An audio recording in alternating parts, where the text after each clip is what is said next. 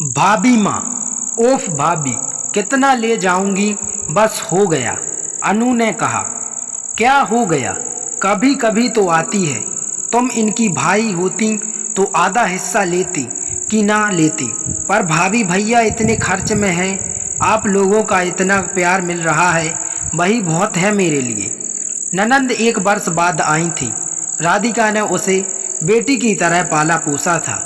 हालांकि राधिका की सास कभी नहीं चाहती थी कि बेटी अपनी भाभी के संपर्क में रहे, पर ननंद भाभी का रिश्ता इतना गहरा हो गया कि ननंद भाभी की बेटी ही बन गई।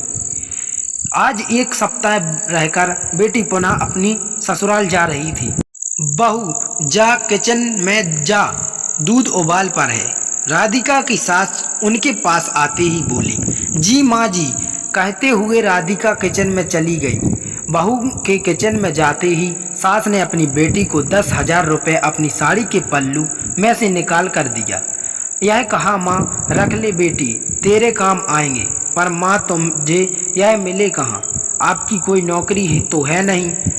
अभी भैया को छुटकी के स्कूल की फीस भरनी है, उन्हीं को दे दीजिए, अभी उन्हें इसकी ज़्यादा ज़रूरत है।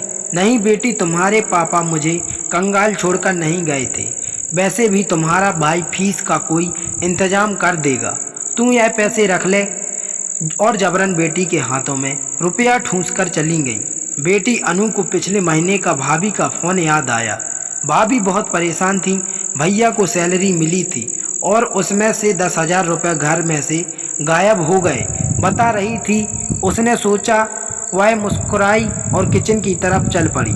अच्छा भाभी, मैं चली, और यहाँ 10,000 रुपये अभी सोफे के नीचे से मिले हैं। मेरी जूती उसके नीचे चली गई थी, जूती तलाशने में भी यह मिले।